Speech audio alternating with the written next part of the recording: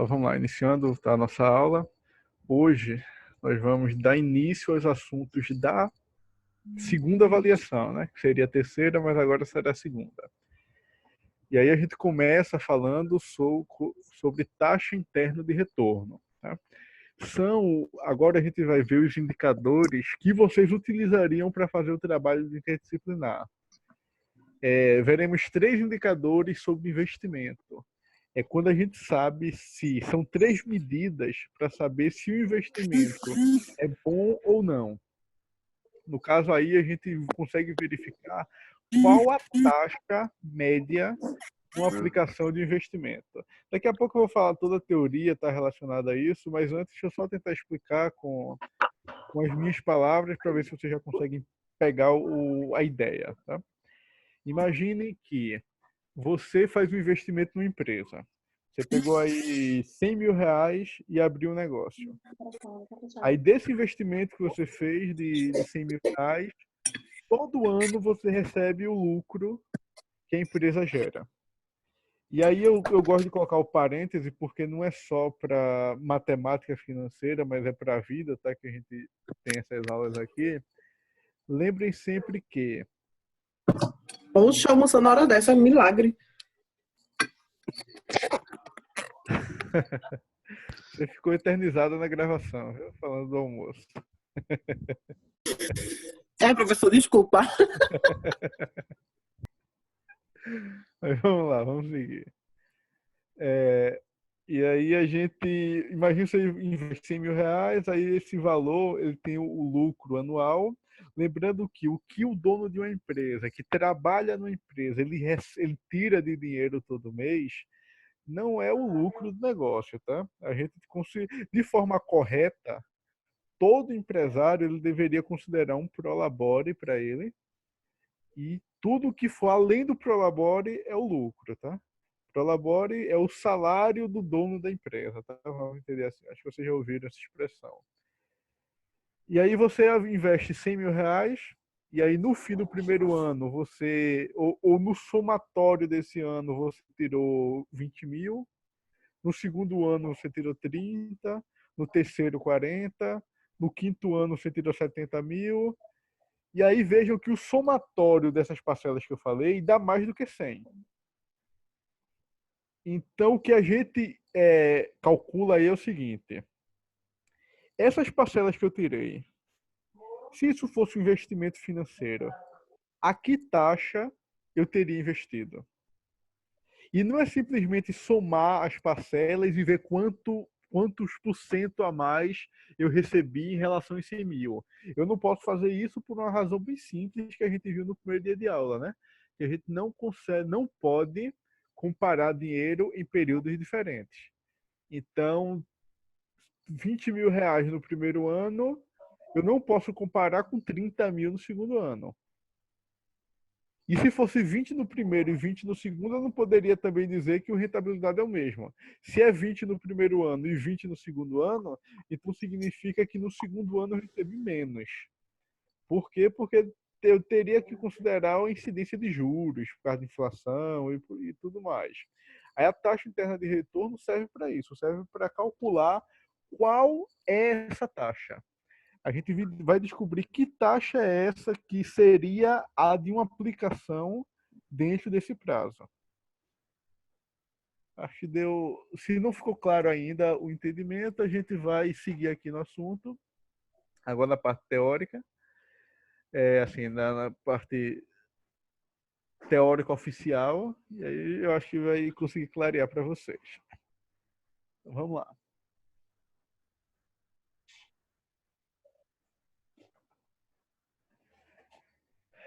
Basicamente, toda operação financeira é representada em termos de fluxo de caixa, ou seja, em fluxos de caixas futuros esperados de recebimentos e pagamentos de caixa. É isso que eu falei. Eu tenho 100 mil reais, é uma aplicação financeira, e aí esse investimento, né, que foi feito, eu espero ter retorno. Todo investimento, a definição do investimento é um sacrifício financeiro que você faz objetivando retorno. O sacrifício financeiro é pegar 100 mil reais meus e colocar no investimento. E o que é que eu espero dele? Eu espero um retorno superior ao valor investido, né? Então, a avaliação desses fluxos consiste, em essência, na comparação dos valores presentes calculados segundo o regime de juros compostos a partir de uma dada taxa de juros, das saídas e entradas de caixa. Ou seja, eu tenho que levar tudo para um valor. E esse valor a gente sempre considera no valor presente, tá? A ideia de investimento não é que seja obrigatório trazer para o valor presente, é porque no valor presente é mais fácil. Por quê? Por que é mais fácil? Porque se eu pego todo o fluxo de 20 mil, 30 mil, 40, 70 mil, se eu trago tudo para a data de hoje, eu faço o desconto de todos os valores e trago para a data de hoje, eu consigo ter uma ideia de quanto realmente vale o dinheiro. Porque se eu jogo tudo para a data futura, é aquela questão, eu vou dizer, daqui a 5 anos tem 70 mil. Ninguém aqui sabe o que dá para se comprar com 70 mil daqui a 5 anos. Ninguém sabe. Com certeza não é a mesma coisa que a gente compra hoje. Existe alguma diferença. E aí essa diferença pode ser maior ou menor dependendo do que aconteça na economia. Pode ser que a gente volte para um cenário de inflação alta, pode ser que a inflação baixe ainda mais, então na realidade o poder de compra não muda tanto. Mas se a gente tiver um impacto grande na inflação, o valor vai mudar de forma absurda. E aí a gente, quem tem um pouquinho mais de idade, que viveu a década de 80, sabe o que é isso. Sabe que você não pode, em época de inflação alta, comparar dinheiro em período diferente, você não consegue prever o que dá para ser feito. E não pensa. Jogaram aí, vai lá no chat, Cícero. Colocaram uma piadinha ali pra tu, tá? Vou ter que lhe defender. Vou fingir que não vi. Aí, se vocês quiserem ter uma ideia de como é isso hoje, tá? Porque eu falei da década de 80 que foi o cenário do Brasil. Mas se você quer ter uma ideia do que é isso hoje, é só você acompanhar o noticiário da Argentina. A Argentina vive hiperinflação. Pior do que a Argentina vive a Venezuela. Aí vamos lá. Em consideração ao conceito do valor do dinheiro no tempo, o raciocínio básico da matemática financeira, é isso que eu venho falando para vocês desde o primeiro dia de aula, acabei copiando o que está aqui no livro, né? Coloque-se como fundamental estudar somente os métodos que levem em conta o critério do fluxo de caixa descontado. E aí, esses métodos que consideram o critério do fluxo de caixa descontado são taxa interna de retorno, que é o valor de hoje, que é o que é a aula de hoje, valor presente líquido, que é a aula de amanhã, e na próxima semana vamos estudar o payback. O payback é um pouquinho cabuloso para a gente ver, mas ele é amplamente utilizado na área de investimento, tá? Vocês conhecem o programa Shark Tank, né? Vocês já devem ter visto. Se não viram ainda, eu aconselho vocês a verem, porque é a aplicação de muitos dos conceitos que a gente estuda aqui na matemática financeira, na gestão financeira, tá? Todos esses números, esses indicadores, a gente consegue ver lá na prática. E aqui vem o conceito, a taxa interna de retorno. A taxa interna de retorno é a taxa de juros descontado que iguala, em determinado momento do tempo, o valor presente das entradas, recebimentos com o das saídas, pagamentos, previstos de caixa. Geralmente adota-se a data de início da operação, momento zero, como a data focal de comparação dos fluxos de caixa. O que isso aqui quer dizer? Isso daqui está querendo dizer o seguinte: se eu pego aquele nosso fluxo de caixa e se eu trago todos os valores para a data zero, utilizando a taxa que eu vou descobrir aqui, a resposta para uma questão de taxa interna de retorno é uma taxa, tá? Se eu pego essa taxa que eu descobri e trago todos os valores para a data zero, quando eu somar todos os valores, eu vou ter exatamente daqui, ó, pega aqui esse exemplo.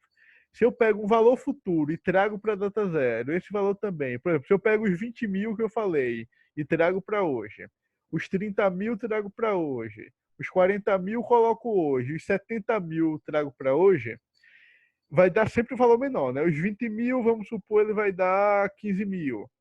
Os 30 mil vai dar 22 mil.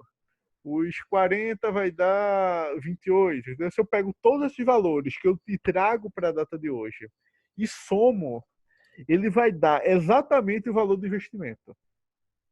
Quando eu calculo a taxa interna de retorno, eu descubro isso. Eu descubro aqui, eu descubro o valor que iguala, eu descubro a taxa que iguala os valores das entradas com os valores de saída dentro de no mesmo momento, né? Que é o momento zero. Normalmente o fluxo de caixa no momento zero é representado pelo valor do investimento, ou empréstimo ou financiamento. Os demais fluxos de caixa indicam os valores das receitas ou prestações devidas. Pronto. Aí nessas condições, daqui eu já expliquei, né, como é que funciona esse fluxo. Essa é a fórmula.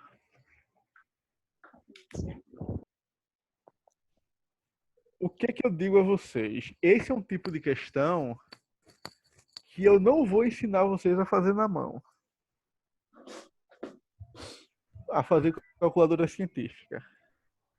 E por uma razão bem simples. É muito difícil fazer isso na calculadora científica.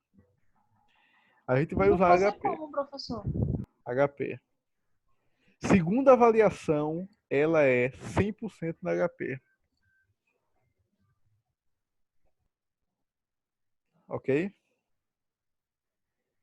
Aí eu mostro por quê? Porque o que ainda dá para ser feito na mão é o payback. O payback dá para fazer na mão com facilidade.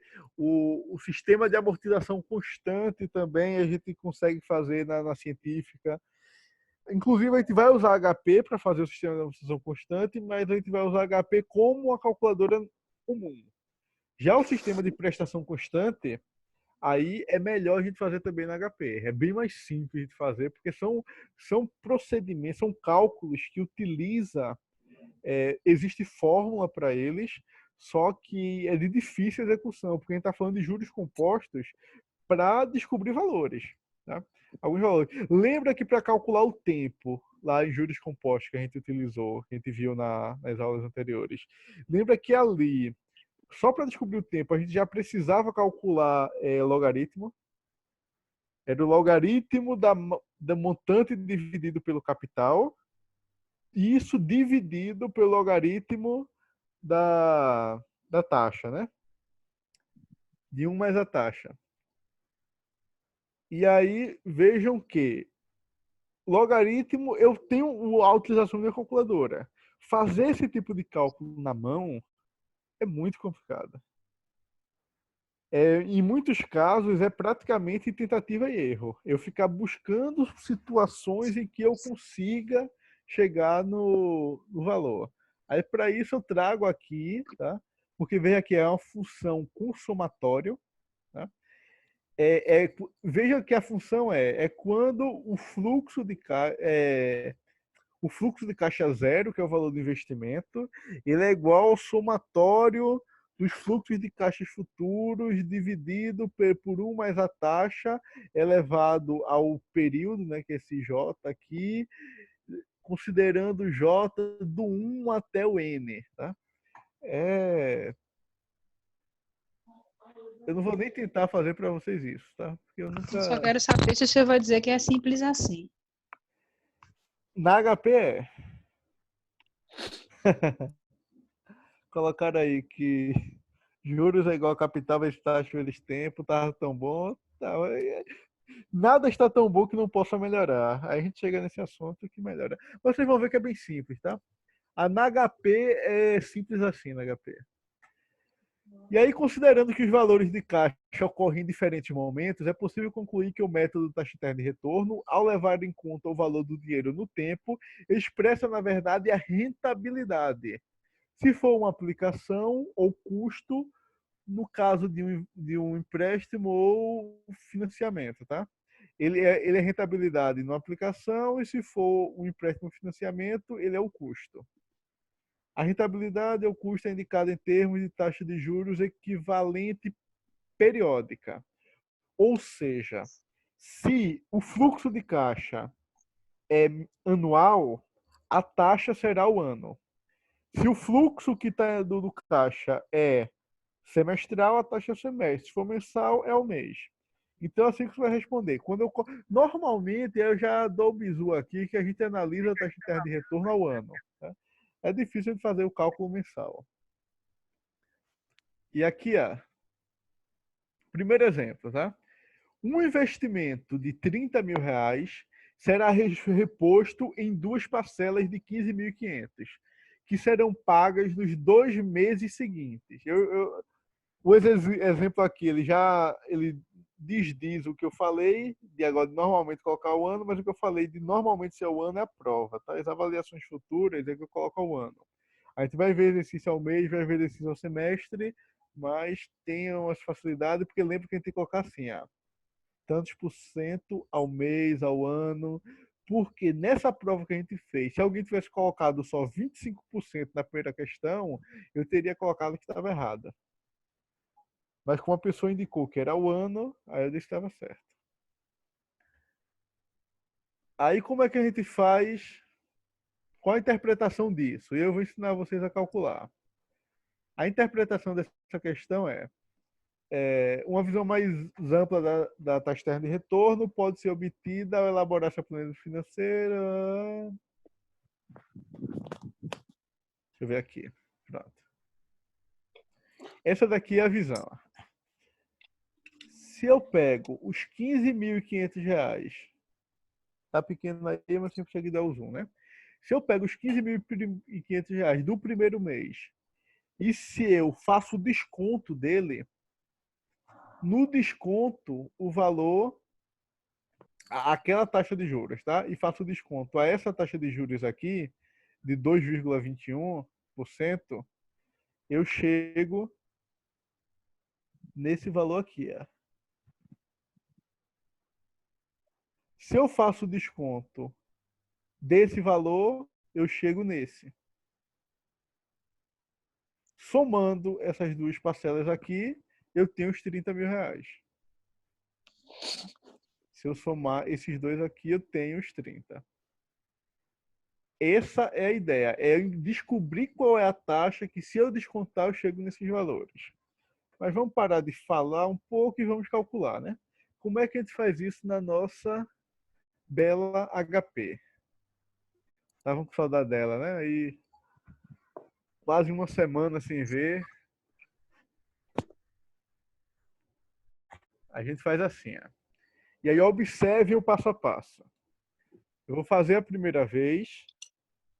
Aí a primeira vez vocês só observam. A segunda vez eu vou fazer devagar para que vocês consigam anotar o passo a passo. Para esse cálculo, a gente vai usar esse botãozinho aqui, azul. Ok? O botãozinho azul para poder ativar. Aqui, a gente vai usar esse botão para poder ativar essas teclas aqui. Tá? FCO, FCJ e o NJ, se for o caso. Como é que a gente calcula? A gente, primeiro, para calcular, a gente tem que inserir na calculadora o fluxo de caixa. E qual é o fluxo de caixa que a gente tem aqui? A gente tem R$ 30.000. E aí, lembrem disso daqui, ó, tá? Lembrem, deixa eu ver. Ah, não tenho ele desenhado, não. Deixa eu desenhar ele aqui no... Deixa eu desenhar ele para vocês aqui. Lembre que esse fluxo ele é assim. No período 0, isso é um 0, tá? Com a boa vontade de vocês. No período 0 eu tenho uma saída de 30.000. No período, aí eu tenho aqui o período 1 e o período 2. No período 1, eu tenho uma entrada de 15.500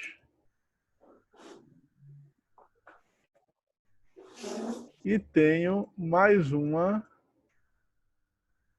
de 15.500. E aí vocês devem estar olhando, está horrível, tem uma opção ali de escrever, eu sei, eu não quero usar ela, tá? Eu quero só para indicar a vocês o fluxo aqui. Esse daqui sai, ou seja, é negativo. Esses dois entra, ou seja, são positivos, tá? Então isso aqui tem que estar representado no nosso fluxo dentro da HP. E aí a gente vai fazer assim, ó. 30 mil reais, ele é o que? Ele é negativo, né? Aí eu troco o sinal dele e vou colocar aqui no CFO. Aí eu aperto o G e coloco ele como primeiro valor. Aí agora eu tenho 15.500. Aí eu coloco 15.500 como positivo, tá? Aperto o G de novo e coloco como primeira parcela. Aí eu tenho mais 15.500. Opa. Tenho mais 15.500 como segunda parcela.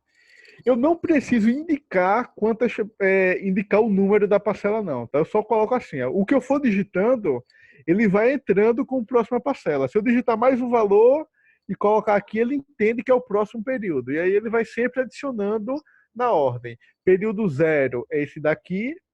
Quando eu apertei esse botão, quando eu apertei esse botão, são os próximos períodos na ordem. Aí agora o que eu quero? Eu quero a taxa interna de retorno, que é IRR. Tá? IRR é a sigla em inglês para taxa interna de retorno. Salvo engano, é Internal Rate Return. Né? Salvo engano, essa é a tradução. Por isso que é IRR. Aí, se eu quero descobrir a taxa interna de retorno, qual é o botão que eu tenho que apertar? Eu tenho que apertar o F, que é o laranja, para poder ativar isso daqui. Aí eu aperto o F e aperto esse botão. Aqui, 2,21. Simples assim. Mais um assunto fácil que eu ensino a vocês. Vou fazer de novo para que vocês peguem o passo a passo, tá? Nessa questão, a gente faz o valor do investimento, aperta o CHS para virar negativo, sempre eu começo com ele negativo, aperto o G e esse CFO aqui, que é o mesmo botão do PV.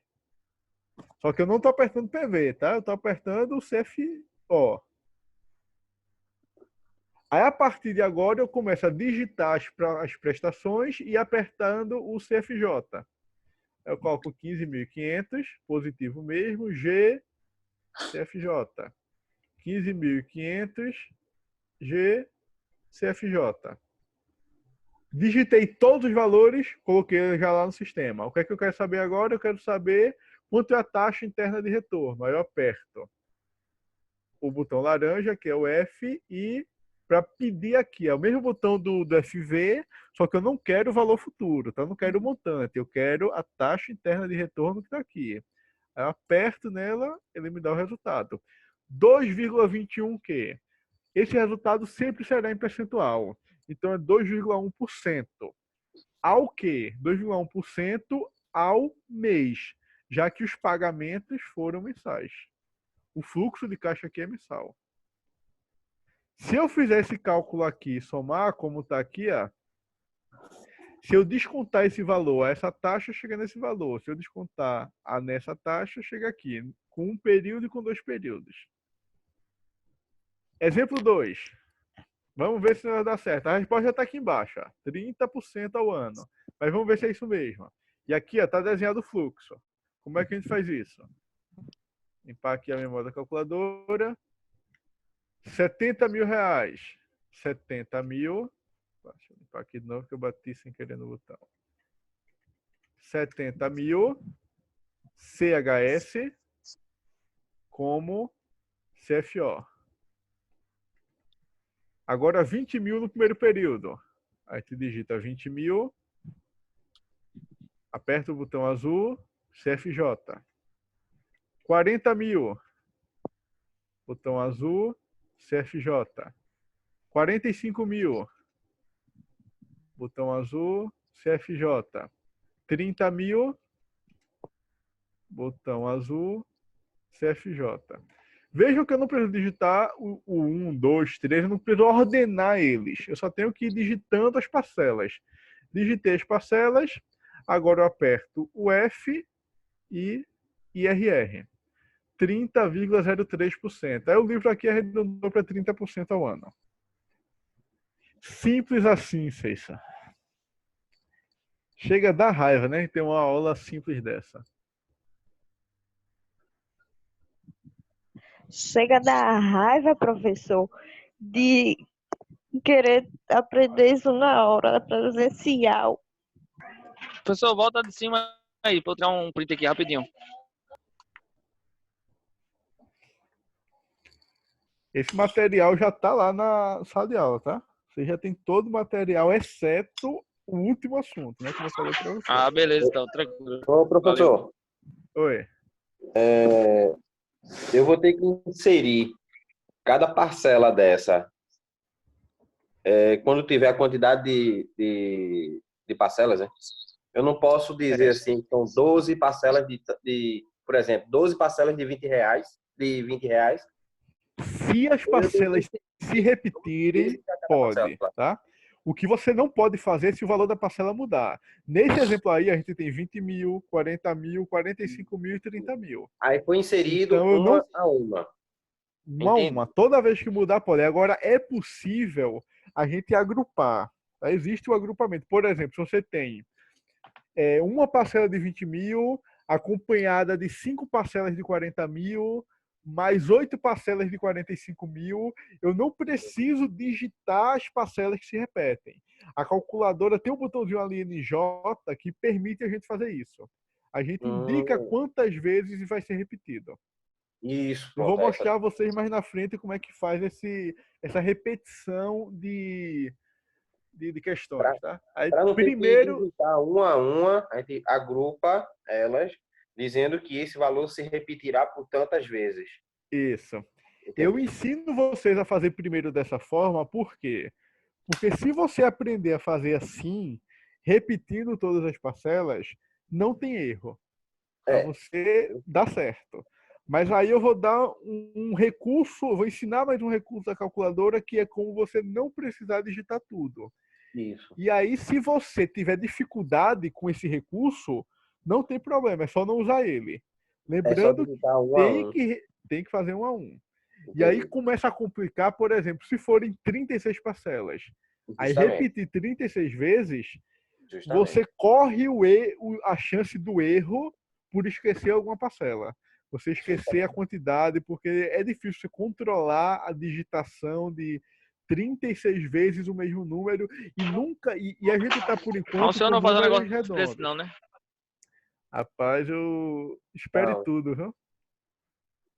Espere qualquer coisa, porque sistema de amortização mesmo. Normalmente eu trabalho com 360 meses, 420.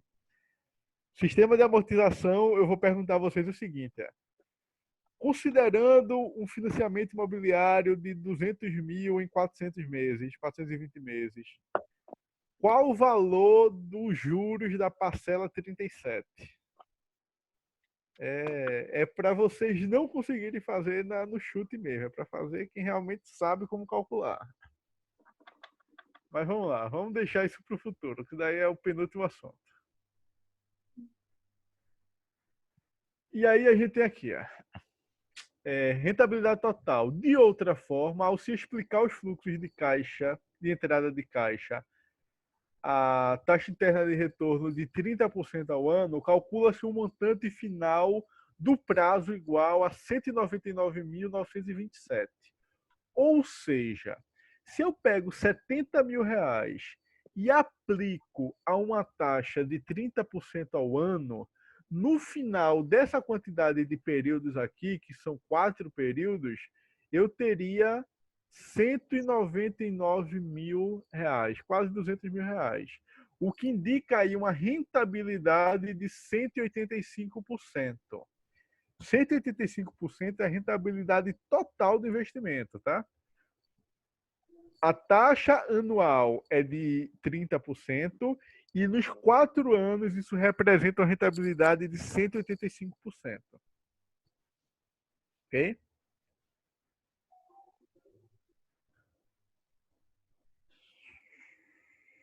E aí a gente consegue essa rentabilidade fazendo aqui, uma divisão. Isso daqui eu trago mais como que faz parte do assunto, tá? A gente não calcula dessa forma. E aí eu passo ela muito rápido e não trago muito exercício porque eu tenho o compromisso de ensinar vocês que existe, tá? Esse cálculo, mas que a gente costuma não fazer a rentabilidade total considerando a taxa interna de retorno. A gente vai conseguir um valor parecido com esse, com o valor presente líquido.